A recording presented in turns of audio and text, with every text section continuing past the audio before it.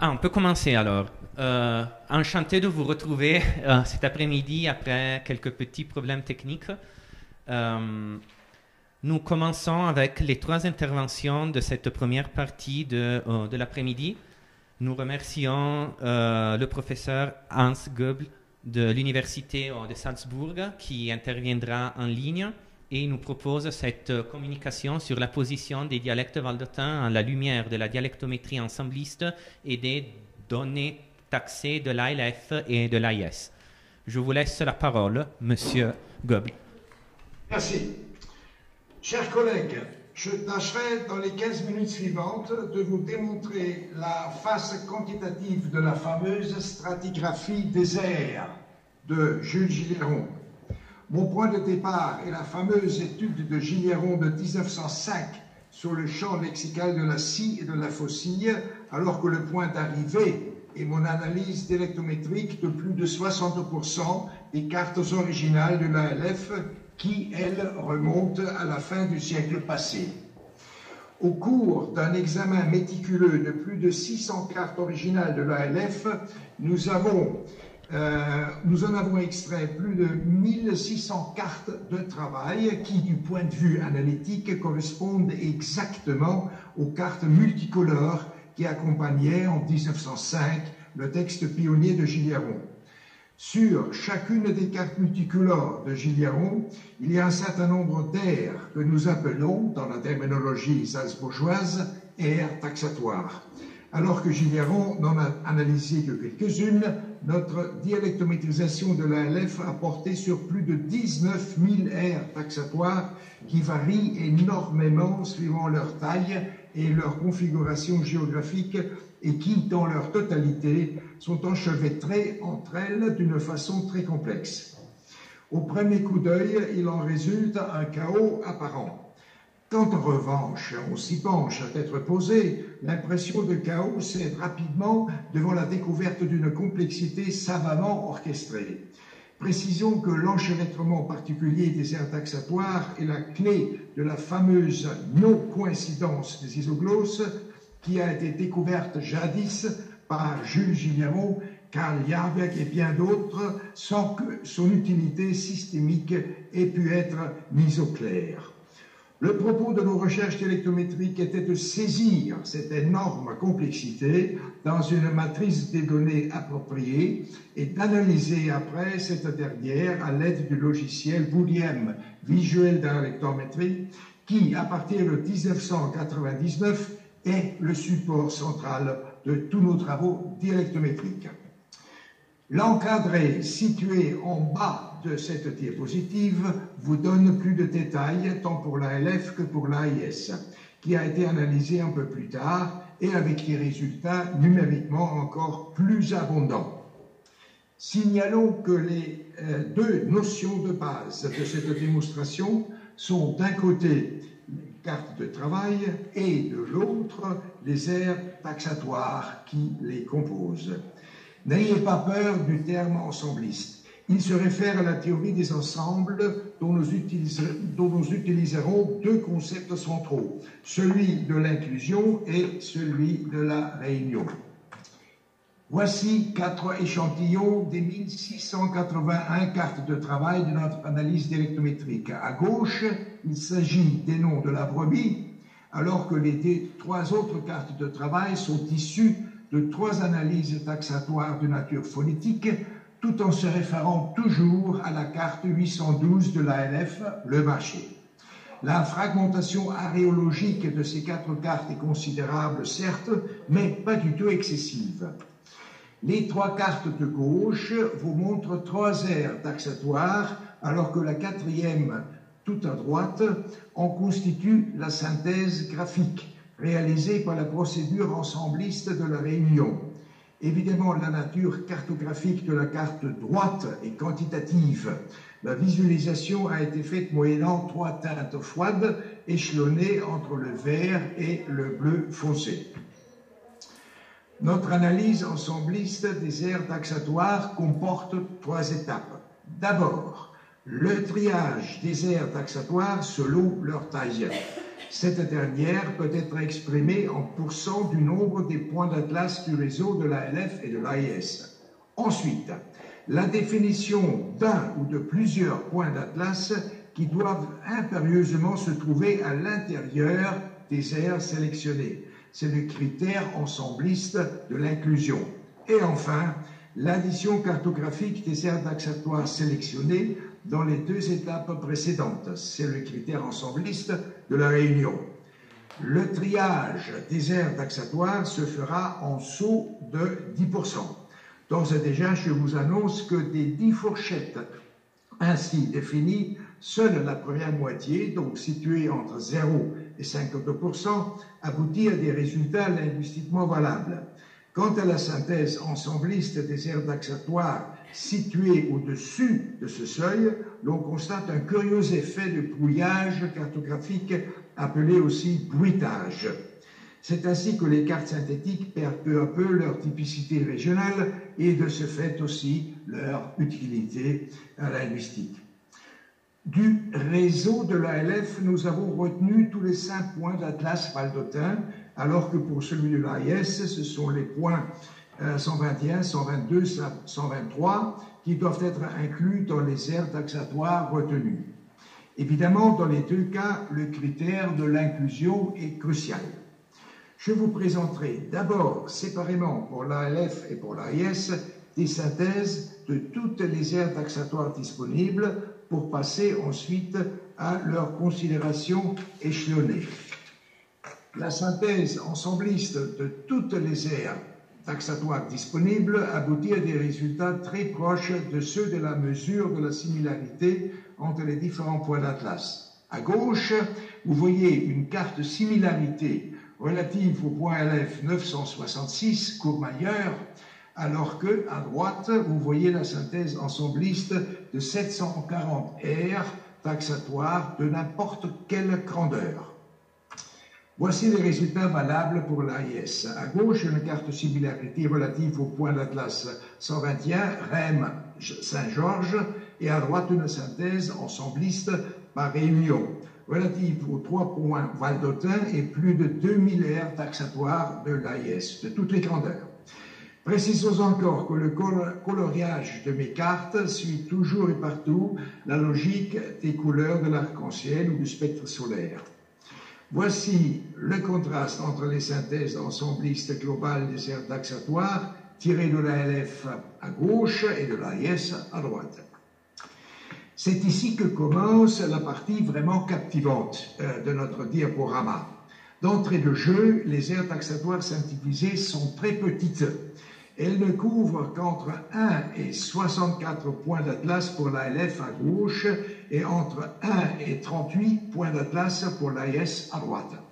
Ce qui se dessine à gauche pour l'ALF, c'est le caractère franco-provençal des 5 points d'Atlas de la vallée d'Aoste, alors qu'à droite, pour l'AIS, et ces 3 points valdôtains, ce sont les franges foncièrement gallo-romanes de la Padanie qui se dégagent avec netteté. Elles comprennent, en plus de la vallée d'Aoste du Piémont, aussi les 3 branches du Rétormand, situées dans les Grisons, au Tyrol et au Frioul. Remarquez la différence de quantité qui se creuse entre le total des aires taxatoires synthétisées de l'ALF, avec seulement 42 aires taxatoires, et de l'AIS avec 264 aires taxatoires. C'est la synthèse des aires taxatoires situées entre 10 et 20% du total des deux réseaux. Les tendances géolinguistiques ébauchées dans les diapositives précédentes s'accentuent. Remarquez aussi qu'en ligne générale, les aires taxatoires petites sont linguistiquement plus anciennes que les aires taxatoires moyennes ou grandes. Il en résulte que les zones en rouge, orange et jaune renvoient à des étapes diachroniques plus reculées. Ce qui frappe à gauche pour la gallo-romanien, c'est la formation marquée par les couleurs rouge, orange et jaune d'un bloc cohérent dans le sud avec des provinements jusqu'en Wallonie. La cohérence du domaine Doyle dans le nord, marquée par les couleurs bleu foncé et bleu clair, est non moins remarquable. C'est la zone de la latinité mérovingienne, pourtant considérablement postérieure à celle issue de Narbonne ou de Lyon. Pour l'Ariès à droite, on devine la lente coalescence géotypologique de la Padanie, confinée au sud par les crêtes de l'Apennin. Pour la LF à gauche, l'opposition entre le sud et le nord commence à s'estomper, alors que pour l'AIS à droite, la constitution de la Padanie linguistique est achevée, tout comme celle d'une petite enclave vénète qui semble remonter déjà au IIe siècle avant Jésus-Christ, c'est-à-dire au début même de la romanisation. Pour l'Ariès, remarquez aussi les polygones jaunes dans le sud, équivalent à un îlot linguistique franco-provençal dans les Pouilles, c'est Faeto, et à un îlot alpino-provençal, c'est Guardia Piemontese en Calabre. Pour l'AIF, l'effet de brouillage qui s'annonce n'est pas définitif. En réalité, il s'agit d'une transition entre les mouvances géotypologiques occitanes et oéliques des parlers valdôtains. Alors que la mouvance occitane des parlers valdôtains tient aux aires taxatoires petites et partant plus vieilles, leur mouvance oïlique résulte des aires taxatoires moyennes et grandes et donc plus récentes. Métaphoriquement parlant, on peut donc dire que les racines de l'arbre généalogique des parlers valdôtains se trouvent au sud, alors que les feuilles s'étendent vers le nord. Cette situation bipolaire vaut d'ailleurs pour le domaine franco-provençal entier, comme d'ailleurs aussi pour le fameux croissant situé au cœur de la Gallo-Romagna. Quant à l'AIS, la structuration géolinguistique du cliché précédent s'est affermie, avec le compactage géotypologique de la Padanie en orange et jaune, à l'exception de l'enclave vénète, et le compactage en sens inverse, c'est-à-dire en bleu foncé, de l'Italie médiane et méridionale, à l'exclusion toutefois des îlots linguistiques gallo-romans dans le sud et en Sicile. Pour l'ALEF, vous pouvez voir les signes avant-coureurs d'un nouveau compactage géotypologique relatif cette fois-ci au domaine Doyle, alors que pour l'AIS à droite, la désagrégation générale s'affiche lentement par la diminution du nombre des polygones en bleu foncé par rapport au cliché précédent.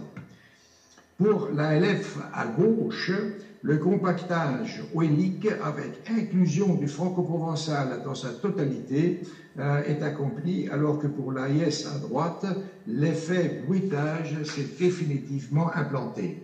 On voit très bien que les structures géolinguistiques traditionnelles de l'Italo-Romagna se désagrègent. À gauche, pour la LF, l'orientation oélique des parlers valdôtains, moyennant la synthèse des aires taxatoires très vastes, est bien visible, alors qu'à droite, pour l'AIS, le bruitage spatial bat son plein.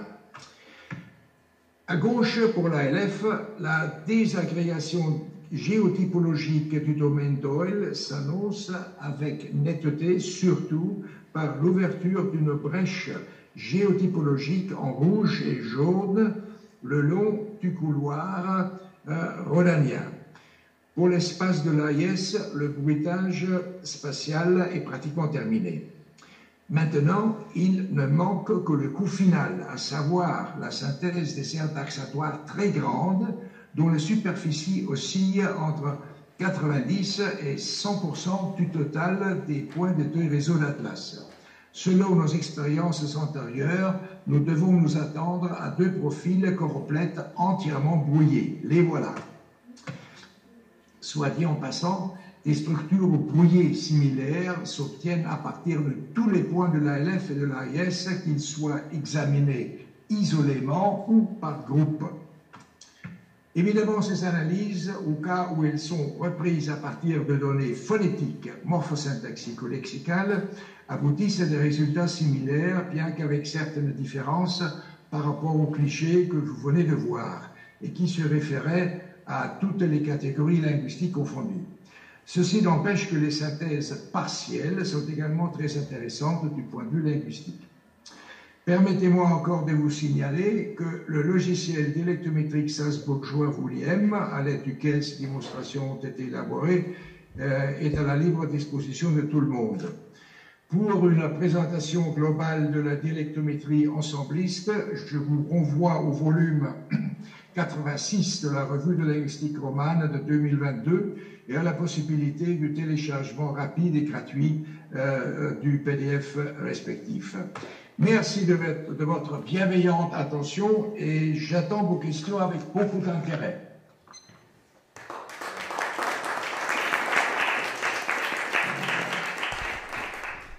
Alors, je vous remercie pour cette présentation sur la dialectométrie et j'ouvre, vu que nous avons beaucoup d'avance maintenant, j'ouvre les questions.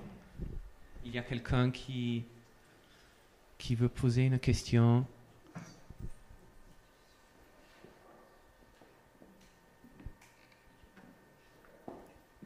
Non, je ne pense pas. Bon, non, aucune question. Alors, je vous remercie pour votre présentation. Et, avec plaisir. Et on peut passer... Ah oui, si vous voulez, peut-être plus tard, si vous restez en ligne, s'il y aura des questions qui se manifestent plus tard dans cet après-midi, on pourra revenir vers vous pour vous poser ces questions si vous serez encore en ligne. Oui. Très bien. Je vous remercie alors. Ah, un moment, il y a peut-être Claudine qui veut poser une question. Alors, attendez.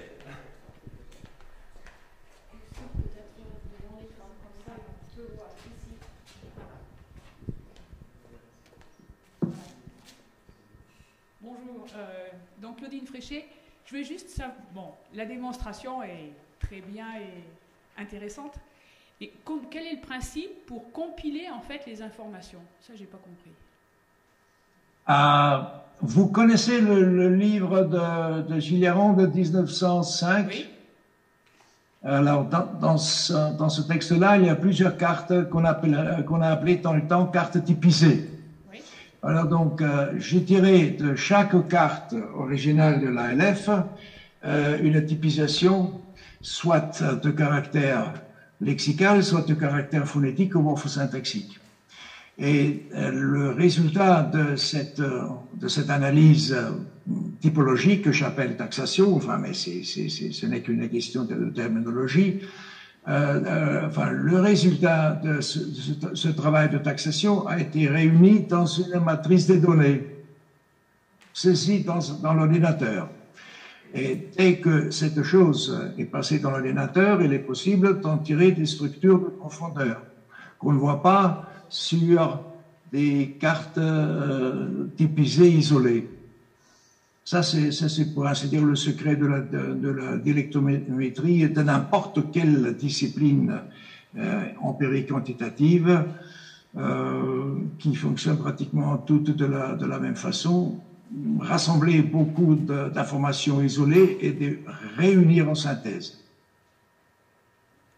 D'accord, merci. Merci bien. Alors, je vous remercie encore.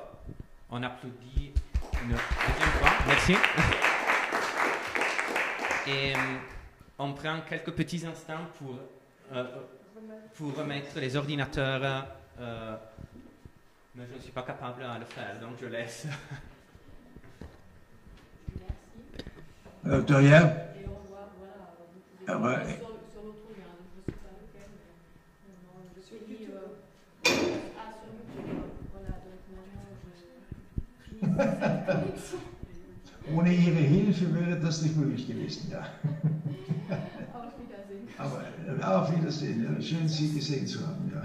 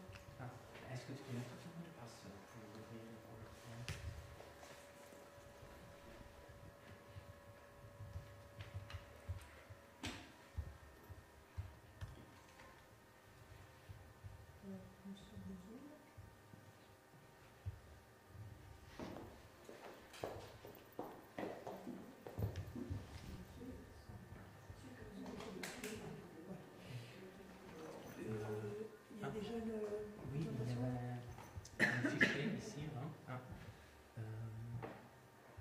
Non, c'est pas celui-là. Oui, peut-être, oui. Ost 2023, c'est ça? Non, c'est pas le numéro. Non. C'est ça alors. 2023 franco-provençal, et à l'intérieur, il y a fichier.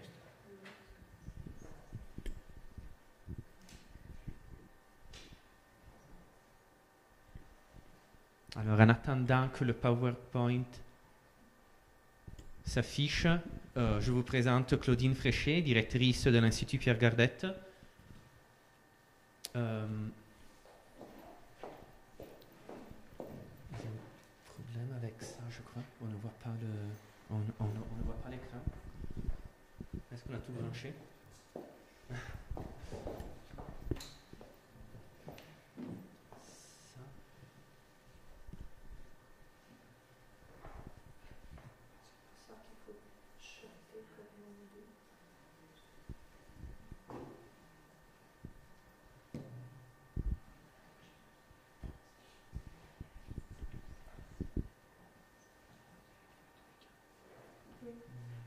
Moi, je pense que c'est parce que quand tu l'as branché, ça va jamais marcher.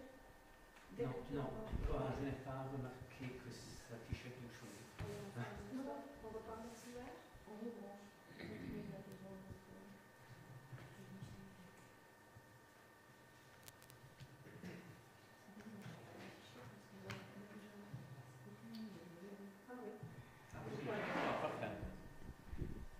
Alors, merci Anya.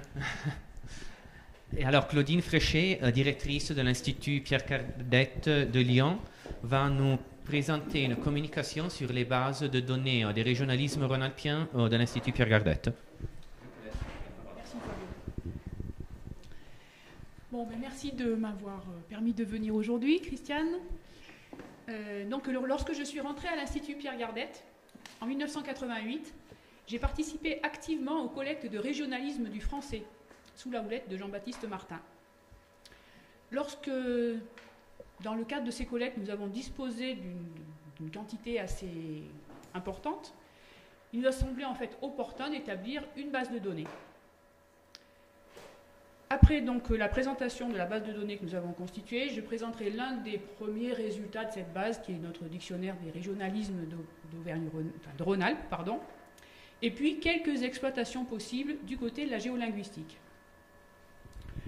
Alors, pour la constitution de la base de données, on a commencé à travailler en collaboration avec l'INALF, l'Institut national de la langue française, qui nous avait initiés en fait au logiciel Fox. Mais en fait, Fox n'avait pas toute la souplesse souhaitée, puisqu'on avait un nombre de caractères, on était contraint par le nombre de caractères par champ. Donc on s'est orienté vers FileMaker, qui était un logiciel plus adéquat pour la saisie de nos données.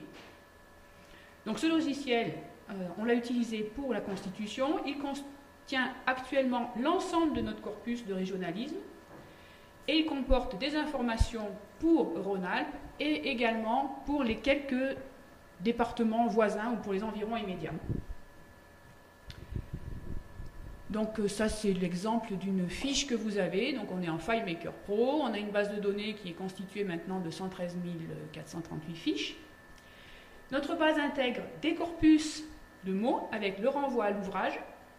Ce sont donc des informations contenues dans des ouvrages qui portent sur les régionalismes de la région Rhône-Alpes, ou bien des attestations de régionalisme relevées en domaine dialectal franco-provençal ou occitan vivaro-alpin, des attestations écrites extraites de corpus où l'on trouve le mot en contexte, et des exemples oraux que nous avons relevés au hasard des conversations.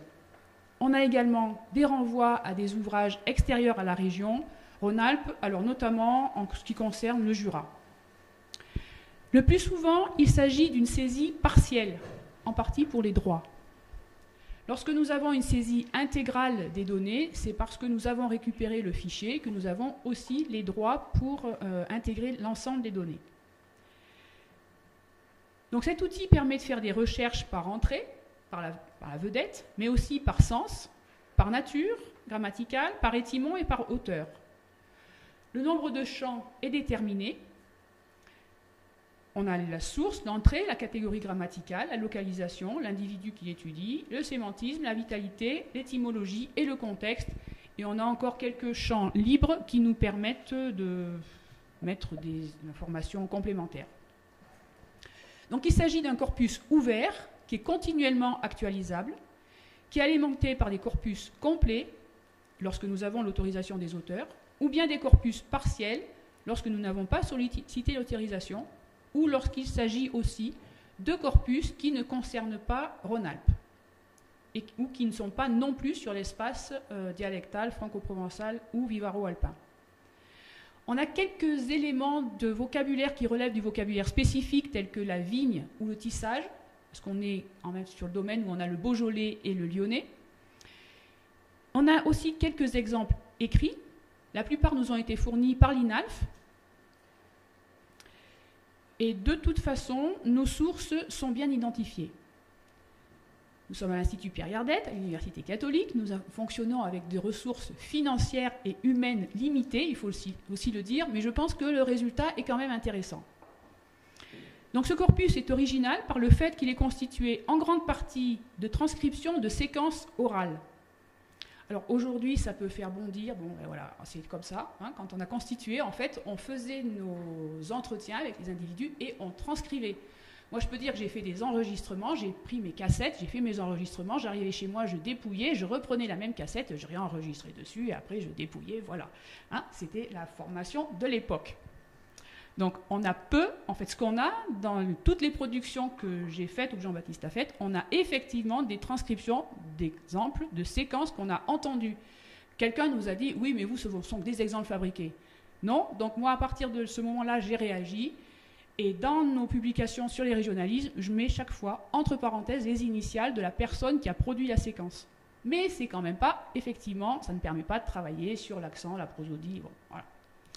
On est sur un autre domaine, bon, c'est un fait. Donc le corpus est bien documenté, enfin, là, pour le français, on a un corpus qui est bien documenté avec Frantext. Pour l'oral, en France, de toute façon, en général, on est en retard.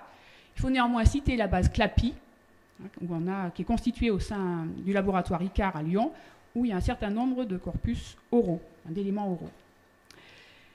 Donc à partir de notre corpus, on peut lancer un certain nombre de requêtes qui aboutissent à des classements qu'il faut ensuite interpréter.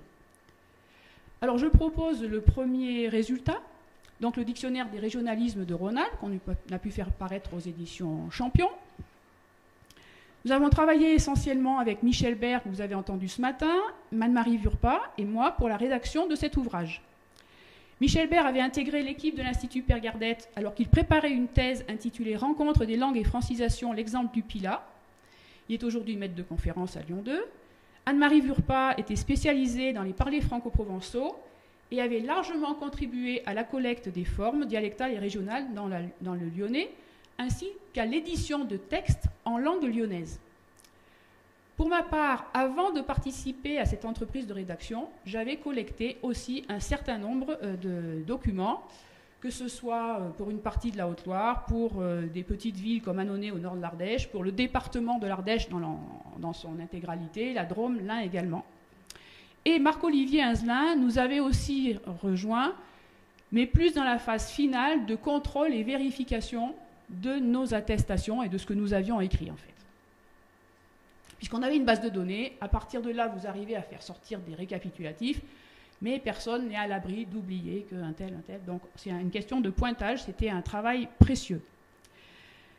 Donc dans un premier temps, pour la région Rhône-Alpes, nous avons essayé de suivre les normes du dictionnaire des régionalismes de France. Bon, j'ai pas la photo, je ne sais pas si ça vous avez l'image. On avait travaillé avec Anne-Marie Vurpa à cet ouvrage, et en fait, on s'est vite rendu compte que dans le cadre de l'Institut Pierre Gardette, on n'était pas en capacité de faire le même genre de travail. Pour le dictionnaire des régionalismes de France, il y avait 32 collaborateurs avec des personnes qui travaillaient à temps plein. Nous, à Gardette, on était 3, 4, et on avait tous d'autres tâches en plus que la rédaction, le fait d'être rédacteur.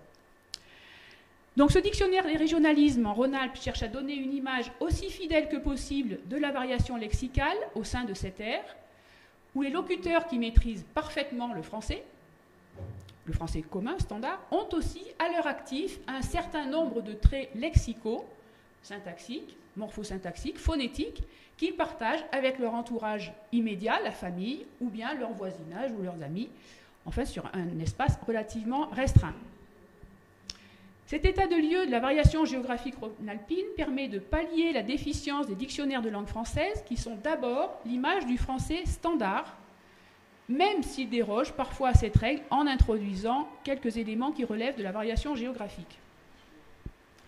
Le corpus retenu est constitué à partir de collectes effectuées depuis les années 1950 jusqu'à nos jours, jusqu'en 2000. Ce qui veut dire que si je reprends Vaugelas, mon travail est à refaire. Enfin, notre travail est à refaire. Il comporte donc, dans ce document, on a des éléments d'ordre lexical pour la très grande majorité et quelques éléments morphosyntaxiques. Alors, pour les régionalismes lexicaux, certains régionalismes sont bien attestés depuis plusieurs siècles dans des ouvrages de français différentiel. C'est le cas des Agotio, les Arthes et le Bachut. D'autres sont des survivances d'un état ancien du français.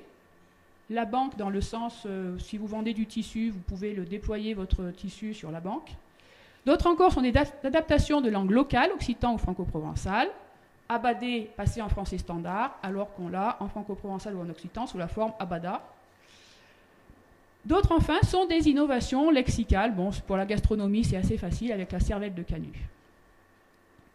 Ces éléments qui sont partie intégrante de la langue peuvent soit perdurer en tant que régionalisme sans s'intégrer au français de France, soit s'effacer en même temps que les réalités qu'ils servent à désigner. C'est le cas notamment d'éléments qui sont liés aux mutations technologiques et donc dans le vocabulaire de l'agriculture. Et certains éléments qui étaient régionaux, peuvent être repris par le français. C'est le cas de Ronchonnet, c'est le cas de Chalais, qui a été d'abord régional, franco-provençal, Ronchonnet, lyonnais, avant d'être intégré dans le français. L'étant surcomposé, il a été malade, qui au départ faisait hurler ou vous stigmatiser comme étant d'une région, qui a fait les bonheurs de Fernand Reynaud et qui aujourd'hui est dans les méthodes de français langue étrangère comme un emploi reconnu. Donc chaque entrée du dictionnaire, je vous en ai mis quelques-unes là, chaque entrée du dictionnaire a sa vedette évidemment, qui est accompagnée d'indications géographiques. Les indications géographiques reprennent l'ordre utilisé dans le FEV, Französisch Etymologisches Wörterbuch, excusez-moi pour les germanistes. Et à l'intérieur de chaque département, en fait, les localisations sont reprises par ordre alphabétique. On donne les variations phonétiques, lorsqu'il y en a, abergement, embergement, hébergement, un ou plusieurs exemples, l'extension autour de notre domaine, si on peut trouver, bon, dans ces exemples, je n'en ai pas précisé, mais parfois on va retrouver jusque dans le Jura, justement. La famille aussi, pour acclaper, on a aussi l'adjectif acclaper et fondrer. On fait une référence à des dictionnaires de langue, le Robert et le Trésor de la langue française. On propose une base étymologique. Et également, une référence est faite aux ouvrages en langue vernaculaire, puisque très souvent, bon, je ne vais pas donner un chiffre, enfin si je vais donner un chiffre quand même, mais 90% de nos éléments régionaux sont des continuateurs de la langue qui était utilisée avant le français, soit du franco-provençal, soit de l'occitan, en fonction de l'espace où nous sommes. Voilà un des résultats. Autre résultat, à partir des fichiers que nous avons, on peut étudier la fréquence des régionalismes sur l'espace rhône-alpin. Donc là, j'ai pris les 100 premières formes. Alors peut-être que ma fiche n'est pas tout à fait complète. Bon, mais ça fait rien. Les 100 premières formes qui sont dans le dictionnaire. On peut faire des remarques générales, mais en fait, ce ne seront vraiment que des grandes tendances, car contrairement aux enquêtes dialectales, les relevés de régionalisme du français n'ont pas été faits à partir d'un questionnaire commun. Pour la LF, pour la LI, la JA, vous partiez avec un questionnaire et vous avez sillonné votre espace et donc vous avez recueilli les différentes formes en fonction de ce que vous vouliez. Pour les régionalismes, en fait, la plupart du temps, on est dans le cas d'entrevues, d'échanges, de rencontres, et on collecte du matériau, mais on ne va pas leur dire, bon, alors en régionalisme, en fait, comment vous dites quand la vache, elle a de la peine à donner son lait, comment vous faites quand vous allez acheter dans le magasin et qu'on vous pose les aliments sur une table, voilà, on ne peut pas faire ça, donc on est plus sur un discours qu'on va pouvoir développer autour d'un champ sémantique, on n'est pas vraiment sur une... On ne peut pas avoir en fonction, faire le même questionnaire sur les espaces comme pour le dialecte. Donc des grandes tendances, en étant conscient que l'absence de tel trait à tel endroit ne justifie pas que le trait est effectivement absent, mais le trait peut être effectivement absent, mais le trait peut ne pas avoir été relevé par la personne parce qu'elle ne l'a pas entendu, ou bien parce que la personne a pu classer aussi cet élément comme relevant du français et non pas comme du régionalisme. Alors, parmi les mots les plus fréquents, en fait, sur les 100 premiers, là, vous avez donc les éléments qui sont à la fin, abouchon, abouché et abad.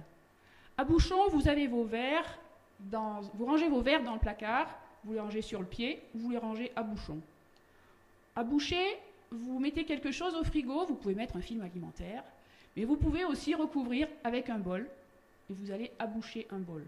En français standard, aboucher, c'est relier la bouche de 2 canalisations. Hein, c'est plutôt un technolecte. Et abad, c'est lié à la liberté au désordre. À un enfant, vous allez lui dire, bon, ta chambre, il faut que tu ranges, c'est tout à l'abad, c'est en désordre. Et puis, quand vous lâchez le troupeau, à la sortie de l'hiver, le troupeau, vous le lâchez, il est à l'abad, vous ne le mettez pas, il n'est pas parqué. Donc, dans ces 3 qui sont les plus fréquents, qu'est-ce qu'on va dire? C'est qu'on est plutôt dans le quotidien, oui, peut-être dans le rural, mais pour 3, on ne peut pas dire qu'on ait vraiment des critères partagés. En fait, au niveau de la fréquence, on peut dire que les régionalismes n'ont pas réellement de points communs les uns entre les autres, les uns avec les autres. Autre exploitation possible, c'est la configuration des espaces couverts par un régionalisme. Alors, je reprends un petit code de couleur. Donc moi, les cartes ne sont pas faites avec un logiciel qui automatise, hein, donc c'est plus artisanal. Lorsque c'est rouge, c'est que j'ai la preuve, j'ai l'attestation comme quoi on m'a répondu non. Lorsque c'est magenta, hein, turquoise, c'est que ma forme est connue, mais plus ou moins, pas de tous. Et lorsque c'est bleu plus soutenu, c'est que la forme est quand même assez attestée. Donc je vais vous proposer quelques lectures de cartes. La cartographie permet de faire ressortir les caractéristiques de l'aire d'extension des régionalismes. On a des espaces continus, fragmentés, des espaces importants, des espaces beaucoup plus réduits. Donc, Agleté, Argaille, je vous demande juste de regarder, bon, je vais faire quelques commentaires, et regardez la répartition des couleurs. Hein, mon bleu, le magenta, le rouge, bon. Donc, sur ces 4 formes, on est sur des espaces qui sont à peu près continus et qui se situent dans le nord. En brune, atrio. En brune, ce sont les érelles, les myrtilles, les atrios, c'est une sorte de saucisse. On est dans un espace encore relativement continu, mais plus à l'est. Abistronnier, abîmé, agnoté, qui veut dire s'étouffer. Acquis, ce sont les vieilleries. Bancane, c'est quelqu'un qui est boiteux. Affilé, c'est à la file. Et être, c'est un balcon couvert. Là encore, on est sur des espaces qui sont relativement continus, mais cette fois, nord-ouest. Accuchonné, érelle, agotio, baraban. Accuchonné, c'est mettre en tas. Les érelles, c'est l'équivalent des myrtilles. Agotio, que je ne dise pas de bêtises, c'est le pied. Et les barabans, les pissenlits. Là, on est encore sur un autre type de répartition géographique. On est plutôt dans l'ouest de l'espace. Aquari, avoirier, aquairie, chez moi c'est aquairie, on dit que c'est quelque chose qui est sali. Vous avez lavé du linge et il n'est pas tout à fait blanc, il est aquairie. Avoirier, c'est aveurir, dégoûter. Cette fois, on n'est plus sur le nord, on passe plutôt au sud. Sud-ouest du domaine. Accroché également sud-ouest. Accroché, c'est quand vous avez fait une sauce et qu'au fond de la casserole, ça a attrapé, accroché. Voilà, donc régionalisme sémantique. D'autres formes, baptiser, ça c'est pour le lit que vous allez faire rapidement. Abarir, c'est sevrer. Affortir, c'est affirmer quelque chose avec force. Agourer, c'est se tromper. Banard, c'est celui qui a des cornes, ou bien ça peut être simplement la chèvre, donc, qui a des cornes caractéristiques, l'animal. Les bannes, c'est la corne elle-même. Là encore, une autre sorte de situation géographique qui est plutôt située dans le sud du domaine. Bon, j'aurais bientôt fait le tour. Acapé qui veut dire s'accroupir, et les arapans qui sont les capitules de la Bardane, là on est plus dans le sud-est. Aposticher, appuyer. Aposticher, c'est mettre de façon instable, et appuyer, c'est ne pas arriver à suivre le rythme. Alors là, par rapport à ce que je vous ai montré jusqu'à présent, c'est plus pour montrer la façon. On a deux lieux où la forme est attestée, qui sont relativement proches. Donc, géographiquement, on a un espace continu, mais qui est tout petit. D'habitude, on avait des espaces qui étaient plus importants. Dernière liste, affaneur, affligé. Affaneur, c'est celui qui travaille. Affligé, c'est celui qui est estropié. Les agotions, c'est les égouts du toit. Lampan, c'est l'arpent. Dans ce cas-là, donc on a des exemples de régionalisme qui sont présents sur des espaces plus ou moins fragmentés. Et on peut remarquer qu'en fait, sur cette diapo, par exemple, eh bien, il n'y a pas un régionalisme qui soit présent de façon identique. Il n'y a pas une carte qui soit identique à l'autre. Donc, si je vous demande, est-ce que vous avez remarqué quelque chose par rapport aux couleurs? Est-ce que c'est plus ou moins cohérent? Est-ce qu'il y a quelque chose qui est récurrent? Rapidement, si on refait un petit tour. Bon, sur celle-ci, par exemple, vous voyez que les points rouges sont à la périphérie. Il est rare que mes points rouges, là, sur les deux, on voit bien point rouge d'un côté, point bleu de l'autre. Point rouge en bas. Point rouge en bas. Et donc, même si l'extension du régionalisme en lui-même n'est pas récurrente, si on ne retrouve pas la même ère, n'empêche que, en principe, la forme inconnue se trouve en périphérie, et on part souvent d'un noyau de fréquence avec un affaiblissement et puis une disparition. Donc l'importance de l'aire du trait régional est tout à fait irrégulière. Cela va de 2 points jusqu'à la quasi-totalité du domaine considéré. Selon les cartes qu'on a pu voir, l'extension géographique est propre au régionalisme étudié. Les régionalismes, dans leur répartition géographique, semblent fonctionner de façon tout à fait aléatoire. L'aire ne semble répondre à aucune règle, ni à aucun principe systématique. Les traits sont utilisés sur un espace assez continu, mais il existe également un certain nombre d'espaces fragmentés. Les attestations peuvent être disséminées ou bien ne figurer que sur des aires tout à fait réduites. Ce sont néanmoins les aires continues qui sont plus fréquentes que les aires fragmentées. Il semble que pour les mots les plus vivants, dans la majorité des mots les plus vivants, en fait, on a toujours une trace en dialecte, alors que pour les mots les moins vivants, ils n'ont pas forcément un lien avec le dialecte. Je finis avec un petit clin d'œil, en fait, des ouvrages qui sont bien connus.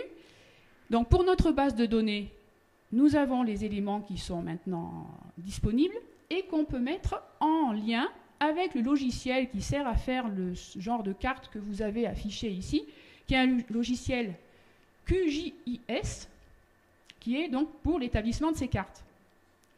Alors, à partir des cartes que j'ai présentées, il ressort qu'il n'y a pas d'extension récurrente.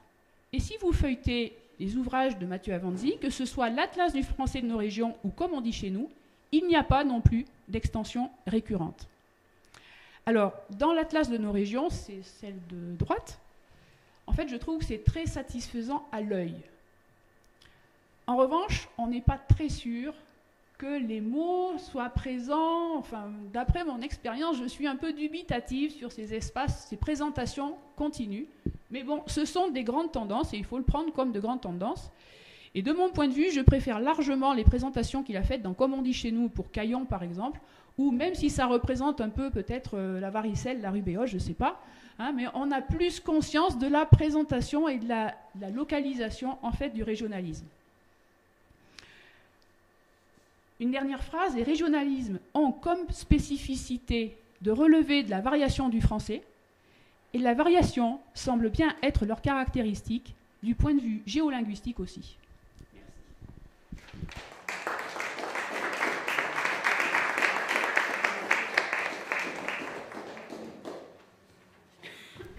Je remercie Claudine pour cette présentation sur les régionalismes, sur les régionalismes de Rhône-Alpes.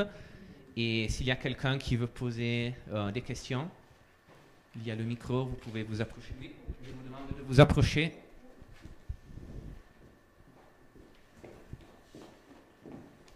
Merci. Merci beaucoup aussi, surtout de la comparaison avec les ouvrages de Mathieu Avanzi. Donc ma question est méthodologique, puisqu'il y a tant d'experts ici.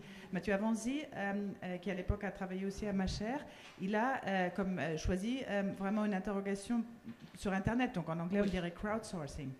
Et tandis que beaucoup des enquêtes faites ici sont faites en personne. Donc vraiment, on se rencontre, on parle au locuteur.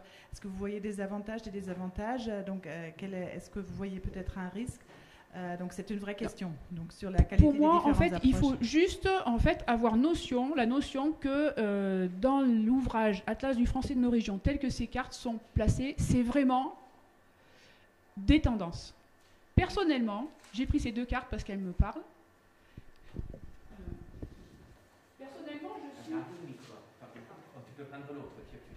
Personnellement, je suis de là. Hein? Je dis en sens. J'ai des amis qui sont d'origine parisienne et avec qui j'échange volontiers et régulièrement et qui disent en sens. Donc j'en ai parlé à Mathieu, qui m'a dit eh ben, il faut que tu ailles sur Instagram et que tu renseignes et tu vas faire changer la couleur. Ah ouais, d'accord. Bon, et je prends les deux parce que donc je suis toujours de là et moi j'ai toujours dit du persil. J'ai jamais dit du persil. En revanche, j'ai toujours dit sourcil. C'est à l'école que j'ai appris sourcil. Mais j'ai toujours dit persil. Peut-être que c'était à cause de la pub, la blancheur persil. Hein. Je peux pas dire. Voilà. Donc, je dirais que pour faire de la recherche, rien ne vaut le face-à-face et l'enquête. Mais après, quand on a la forme, c'est aussi ce que j'ai dit tout à l'heure, quand on a la forme, on sait qu'elle y est. Et c'est pas parce que quelqu'un ne donne pas la forme ou qu'on ne va pas la sortir tel jour qu'elle n'existe pas. Donc, pour moi, ça c'est de la tendance, mais ça demande à être affiné. Et là, oui, on sait que la forme y est, là. Mais on n'est pas très sûr que notre espace ne fasse pas comme ça. Voilà. Mais chaque chose a son intérêt. Voilà.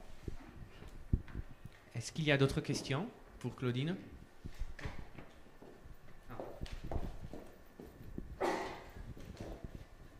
Une question d'anthropologue. Mais alors, on a vu que ça nous renseigne sur qui dit quoi et où, en quelque sorte.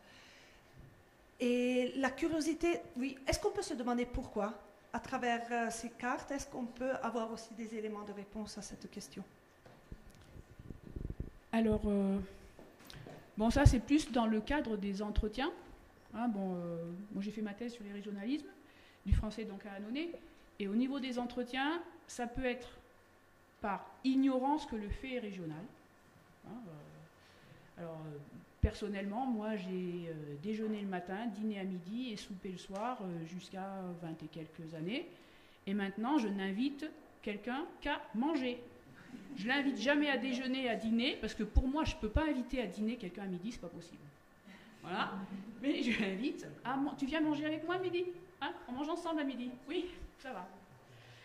Donc, il y a quand on est inconscient, là, la forme est non marquée. Et c'est intéressant parce que ça peut rentrer effectivement dans la langue, dans le français. Et puis, il y a parfois, c'est effectivement un marqueur. Hein, quand, le Y lyonnais, on le connaît bien. Bon, comme ils y disent à Lyon. Hein.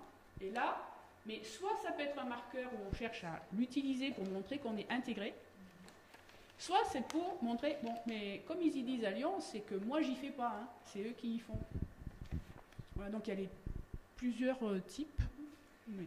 Oui, ma question c'était par rapport au fait que on a très bien vu qu'il n'y a pas deux cartes qui illustrent chaque phénomène a sa carte et donc l'extension de chaque phénomène est particulière. Et donc c'est pour ça que je me disais, est-ce qu'on peut quand même, au-delà de cette variation, de cette différence de cartographie, trouver des zones de diffusion de certains phénomènes ou des choses de ce genre? Parfois, on voit l'influence de la vallée du Rhône. D'accord. Ça, on le voit. L'influence lyonnaise aussi, c'est parti les mots qui sont utilisés à Lyon, ils diffusent souvent ailleurs. Par contre, un mot qu'on trouve dans le centre de l'Ardèche, c'est pas très sûr qu'il soit diffusé. Voilà. Oui, on peut retrouver ce genre de phénomène. Il y a, disons donc, dans l'optique d'un diffusionnisme de certains phénomènes. Oui. Après aussi, tout dépend des réalités. Parce que par exemple, la jalousie lyonnaise, à un moment, c'était plus utilisé, c'est donc les principes de store, de rayon, de volet à lame. À un moment, c'était plus utilisé, c'était uniquement en bois, puis maintenant, on vous pose des jalousies lyonnaises. C'est revenu. Donc peut-être aussi que ça peut être le coup de balancier. Après, il y a aussi le cas particulier de tout ce qui est gastronomie. La quiche, à l'origine, elle est lorraine. Bon, maintenant, tout le monde mange des quiches. Bon. En France, c'est... À Lyon, qu'est-ce qu'on a? La cervelle de Canut, pour le moment, elle est lyonnaise, mais peut-être bien qu'elle va se répandre. Et quand vous allez en Savoie, vous mangez du fromage blanc avec de l'ail battu, de l'ail coupé en petits morceaux et du persil, c'est de la cervelle de Canut. Bon, pardon. Je pense à autre chose. Par exemple, la crique qu'on a en Ardèche, qui est une galette de pommes de terre râpées, qui sont les pommes paillassons du français standard, qui sont les rösti en Suisse romande, qui sont la râpée dans le forêt, et la galette de pommes de terre, je ne sais pas où. Bon. Mais ça, c'est une même réalité, et chaque population s'est approprié la réalité, l'un en retenant comment j'ai fait cuire, quel est le bruit que ça fait quand je fais cuire, quel est l'ingrédient. Oui, voilà. C'est l'intérêt de l'humain.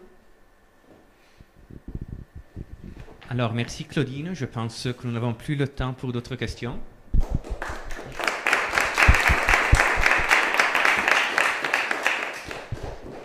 Et je demande à l'ami Paolo Benedetto Mas de s'approcher à l'ordinateur. Ah, tu as ta clé? Alors, Paolo est rattaché à l'université de la Vallée d'Aoste et il nous présentera une communication avec le titre « Gérer la complexité linguistique du franco-provençal, le corpus Climalp ».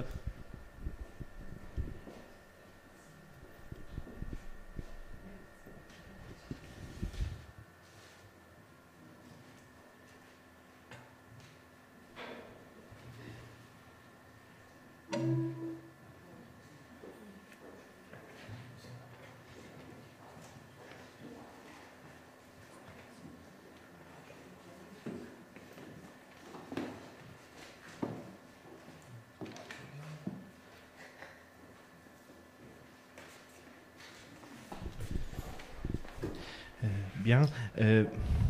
Veuillez être compréhensif pour mon français écrit et oral, mais je vais partir. Alors, dans cette intervention, je présenterai le projet Climalp, mettant l'accent sur le corpus du franco-provençal. Après une première introduction sur les principales caractéristiques de la structure de la base de données, je décrirai les modalités de chargement et d'étiquetage morphosyntaxique post-tagging des textes, et je montrerai les potentialités qu'un corpus d'une langue minoritaire peut offrir pour gérer, voire simplement observer et examiner, la complexité linguistique du franco-provençal. Climalp est un partenariat entre les universités de Turin et de la Vallée d'Aoste.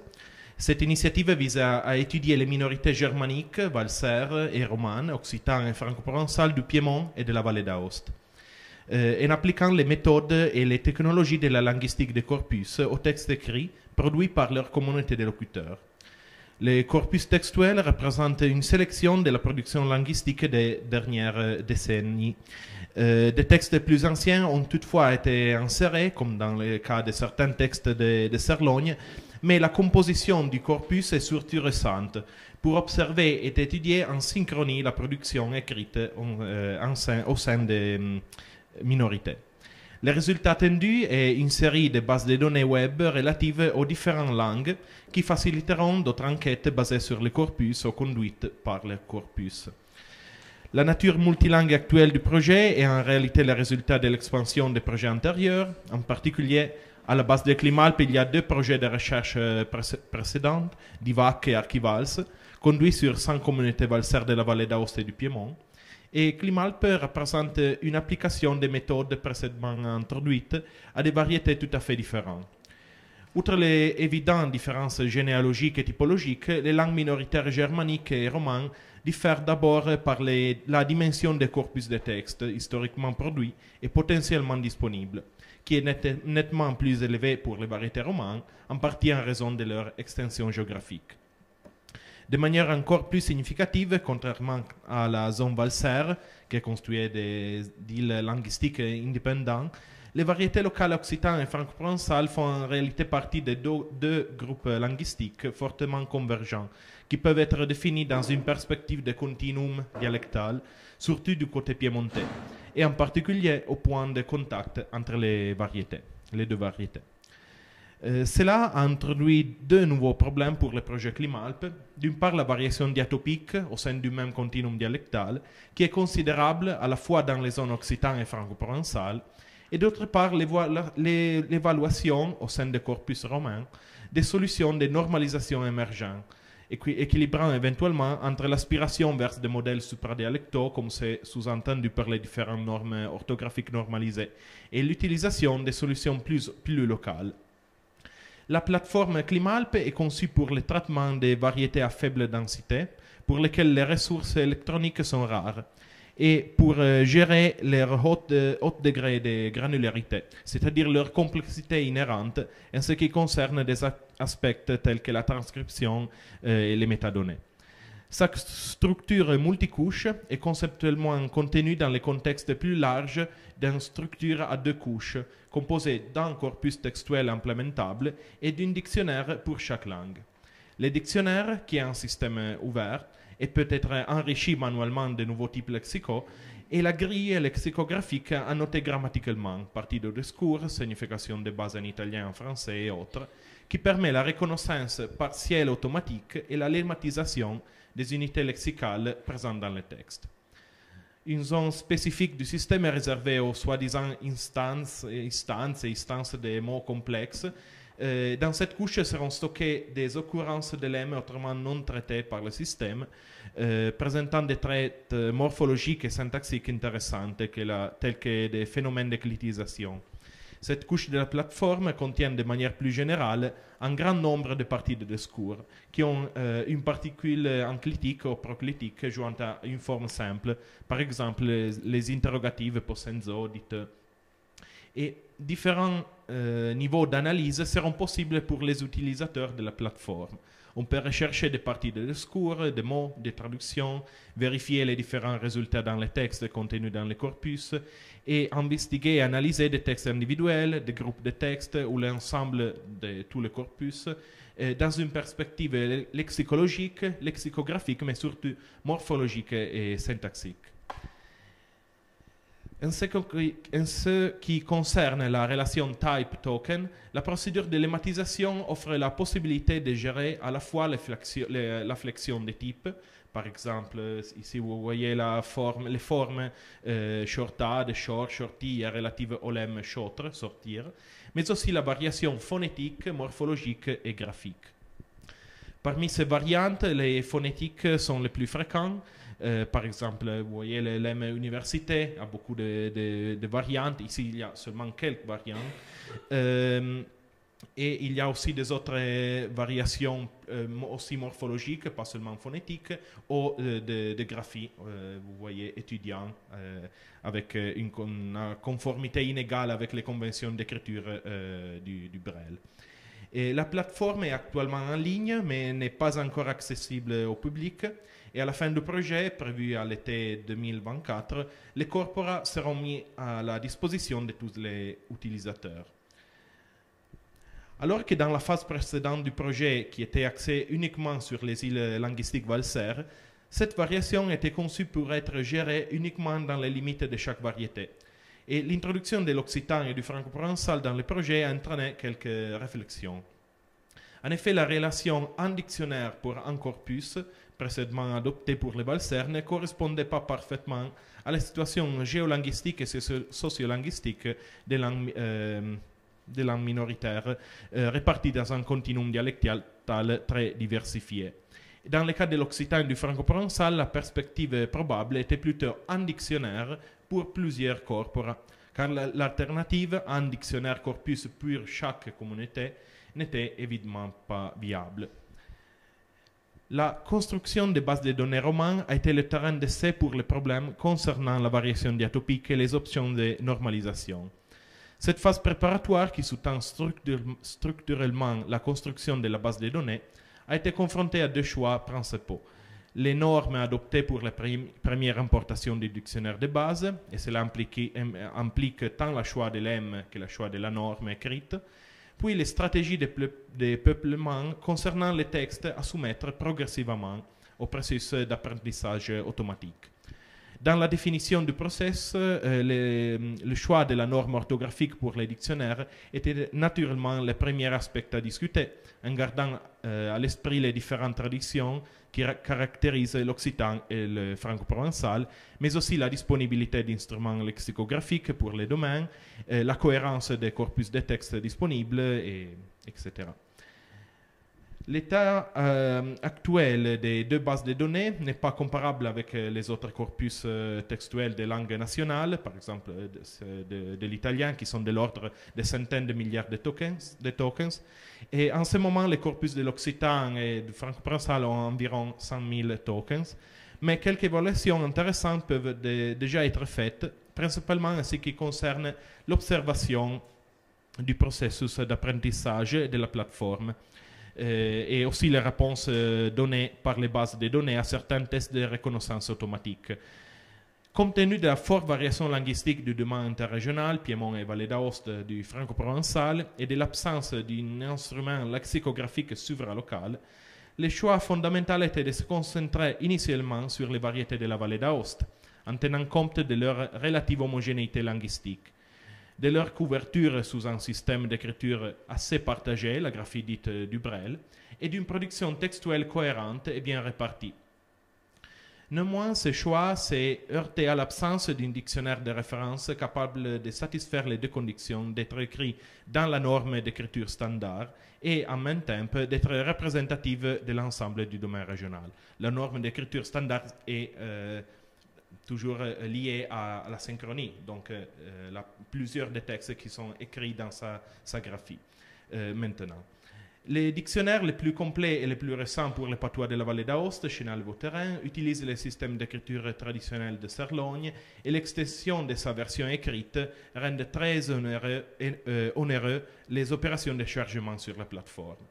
Pour cette raison, le contenu initial du dictionnaire de base a été mis en œuvre via un ensemble de mots sélectivement réduit, basé sur les 1600 lemmes rédigés en écriture standard Braille sur le site Patois Vidia pour les patois du chef-lieu régional Aoste. Cet ensemble sélectionné comprend des lemmes qui appartiennent en grande partie au vocabulaire de base, bien que les critères de sélection explicites ne soient pas donnés. Mais il manque presque entièrement des mots appartenant à des parties du discours grammatical. Suivant la stratégie bottom-up choisie pour le franco-provençal, c'est-à-dire un peuplement à partir des textes, et pas avec un dictionnaire très étendu, l'enrichissement du corpus a été réalisé par le téléchargement de textes orthographiquement normalisés contenus dans la bibliothèque virtuelle du Braille et des autres textes. Les genres les plus fréquents sont les contes locaux, généraux, mais aussi des traductions d'articles, des essais ethnographiques et des poésies. Le point de départ a été le chargement de textes dans la variété d'Aoste pour ensuite s'élargir à des cercles concentriques à partir de la capitale régionale, à mesure que les textes étaient tagués manuellement. Actuellement, la localisation des textes est fortement conditionnée par leur disponibilité dans les différentes variétés de la vallée d'Aoste. Les textes les plus récents et les plus distribués sur le territoire régional sont presque entièrement écrits ou révisés par les guichets linguistiques de la région. Cela permet d'une part une forte uniformité et précision de la transcription et des normes orthographiques, mais d'autre part une certaine normalisation implicite de la plupart des textes, tant du point de vue lexical mais aussi morphosyntaxique. Les textes présentés dans les corpus proviennent principalement d'Aoste et de ma ville, plus de 25% de textes, mais en général, on a voulu couvrir presque entièrement le territoire régional, bien qu'avec un petit nombre de tokens par commune. Enfin, un faible pourcentage de textes, un peu plus de 8%, n'est pas caractérisé diatopiquement. Après la première phase de téléchargement du corpus, le test de reconnaissance spécifique avait pour but de vérifier sa capacité à répondre à la variation diatopique. Le premier test a été réalisé en alimentant la base de données avec le même texte, le conte, le coq et le pervier, déjà téléchargés et lématisés dans la version d'Aoste, dans la version diatopiquement caractérisée, une pour chaque commune, publiée sur le site Patois Vidéa. Comme la machine était déjà familière avec ce texte, on peut dire que ce test de reconnaissance visait à évaluer la capacité de la machine à traiter une variation purement dialectale, et les résultats ont été assez intéressants. Les nouvelles unités lexicales ont été correctement reconnues et attribuées à une lemme existante dans 72% des cas. Cette valeur moyenne relativement robuste montre en termes généraux la significative variation linguistique de la région et la distance linguistique entre Aosta et les autres localités. En outre, il est important de souligner que la distribution en pourcentage suit de très près les modèles de la variation établis par les conclusions scientifiques. Les variétés de la Haute-Vallée centrale, à laquelle appartient le patois d'Aoste, montrent en fait une reconnaissance excédant du 80%, tandis que le pourcentage diminue progressivement lorsqu'on se déplace vers la vallée d'Aoste, la basse vallée, et passe sous la barre de 55% à la frontière sud-est avec le Piémont. Plus en détail, les valeurs les plus élevées, souvent proches aux valeurs de 80%, sont enregistrées dans la sous-région restreinte de la vallée du Grand Saint-Bernard, et confirmant ainsi l'existence d'une zone centrale de convergence linguistique prononcée dans le territoire s'étendant du chef-lieu aux vallées suisses. Une configuration spatiale linguistique déjà suggérée par des études géolinguistiques et dialectométriques antérieures. La Valdigne, ici vous voyez la distance linguistique entre Aoste, 100%, et les autres communes de la vallée d'Aoste. La Valdigne présente un degré de proximité plus faible avec le patois d'Aoste, avec des pourcentages de reconnaissance comparables à ceux de la conque de Châtillon, mais aussi avec des points relativement faibles, comme dans le cas de la Tuile, dont le patois présente une distance linguistique similaire à celle de Champorcher en Basse-Vallée.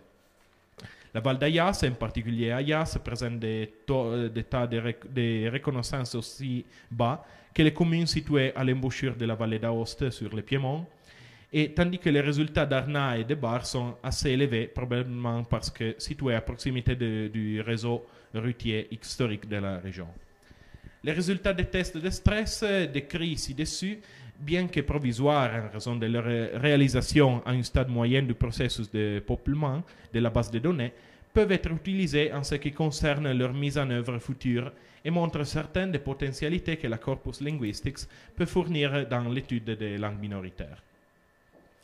Les mêmes tests de reconnaissance effectués sur la plateforme Occitan ont donné de meilleurs résultats, puisque le corpus occitan est composé, pour l'instant, et pour décision du comité scientifique, seulement de textes écrits en graphie normalisée à libertine, où la variabilité, la graphie classique de l'occitan, où la variabilité diatopique est pratiquement absente et la reconnaissance plus efficace.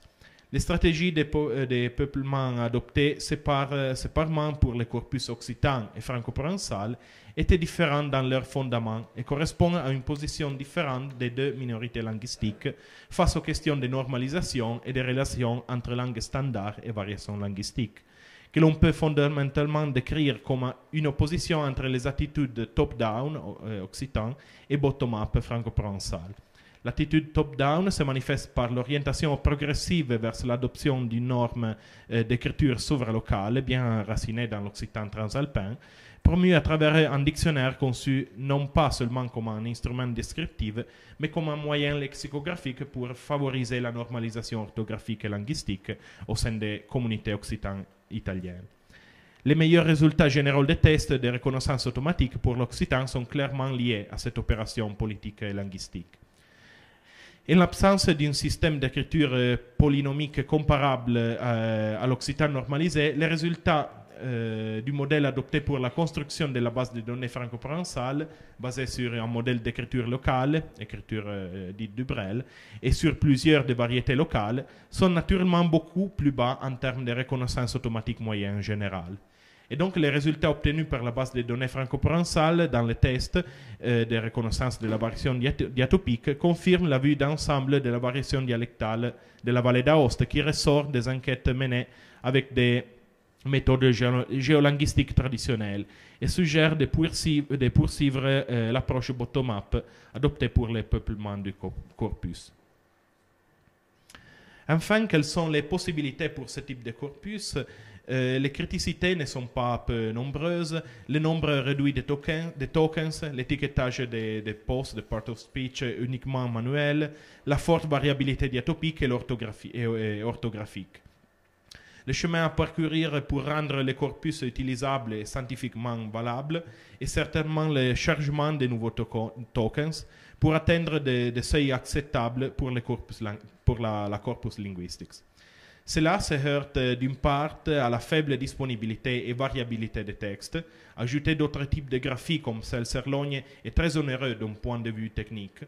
Et d'autre part, avec l'extension du domaine franco-provençal et de la difficulté de charger des variétés plus éloignées du point de vue linguistique orthographique, comme celle du Piémont. L'accessibilité complète du corpus permettra, nous espérons, l'utilisation d'un outil innovant et fondamental pour pouvoir analyser, du point de vue morphosyntactique et lexical, la production écrite récente des variétés minoritaires. Et merci pour l'attention.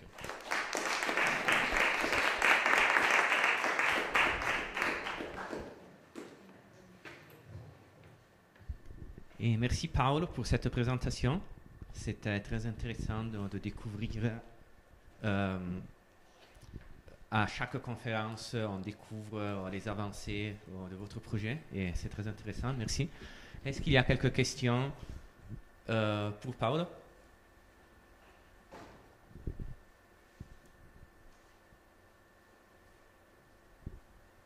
Non? Alors, on te remercie encore une fois. Merci. Et si j'ai bien regardé le programme, il devrait y avoir une pause, c'est ça? Donc, de 30 minutes. Donc, on peut descendre en bas. Et merci. La presentazione